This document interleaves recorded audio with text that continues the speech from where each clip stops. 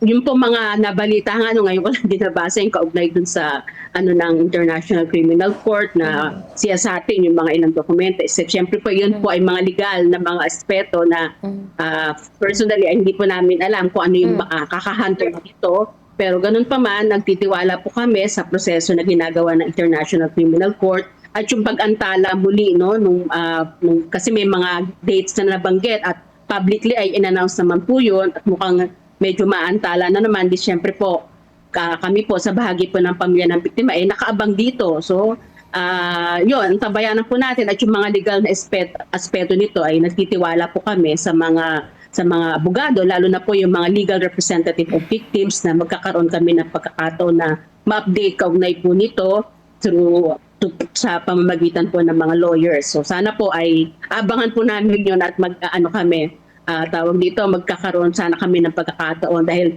very open din naman po ay nagsasabi sila in public na kung may makatanungan ay maaari silang i-reach out. So nasa ganun po kami po. Yes po. Ma'am Robilin, noong second status conference, noong nakalipas na Martes ay nag-waive yung ating former president ng kanyang karapatan na dumalo po rito. And sa kanya, dito po sa pagsisimula ng paglilitis sa November 30, kayo ba, ano po yung mga inaasahan po ninyo, lalong-lalo na yung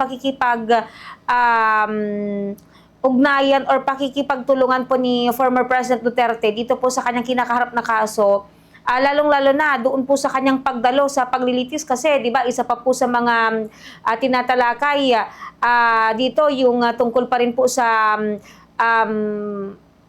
kalagayan po niya o yung usapin po ng kanyang kalusugan na makadalo dito po sa kanyang paglilitis sa hinaharap, ma'am.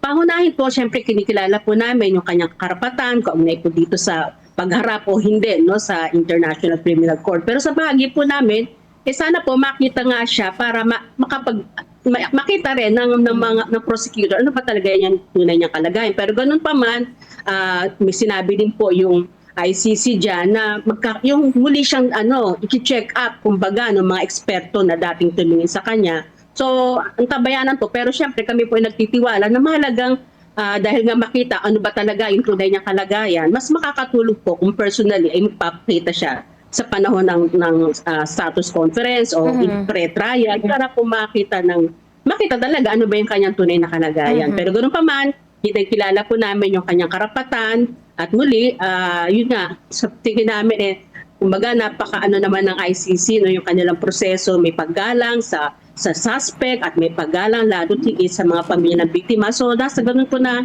sana po ay matugunan na makita talaga ano ba yung kanyang tunay na kalagayan, pero kung ano po yung kanyang physical, dahil yun yung nag-aantala. Pero yun, ibig sabihin kung may ganun siya mga paabot, nasa tamang pag-iisip pa siya na kung ano yung gusto niya mangyari. Pero ganun pa man, sa usapin ng trial, sana po makita nga siya ng prosecutor at ng mga ng defense at ng legal representative of victims. Ma'am Robilin, meron ba kayong mga like pangamba or kaya naman siyempre yung worry po natin na once na magpakita ang former president in public sa paglilitis, though alam natin na ang ICC hindi sila ganoon talaga yung kadahilanan ng pagiging humane na kapag matanda na kasi 'di ba kahit na yung katandaan hindi naman pwedeng idahilan para ma-acquit sila sa kanilang kinakaharap na kaso. Pero somehow alam niyo naman kapag nakita po ng especially mga taga-suporta, may mga gawin na naman pong hakbang, like ipanawagan na siya'y makabalik na dahil po sa kanyang katandaan at sa kanyang kalusugan. Lalo na kapag makita na, syempre, nag-iba talaga yung forma ng katawan at itsura po ng ating former president.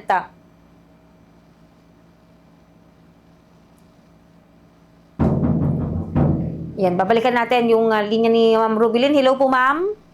Ano ito? Go ahead, ma'am. Hello. Ayan po, naririnig na. Yes, ma'am. Go ahead po. Sige po, so sa tingin po namin, kahit nga hindi siya humarap, kahit nga salita lang yung marinig ng kanyang mga taga-suporta, nagkakaroon talaga sila ng mga iba't ibang mga pahayag, na iba't iba, na syempre, doon sa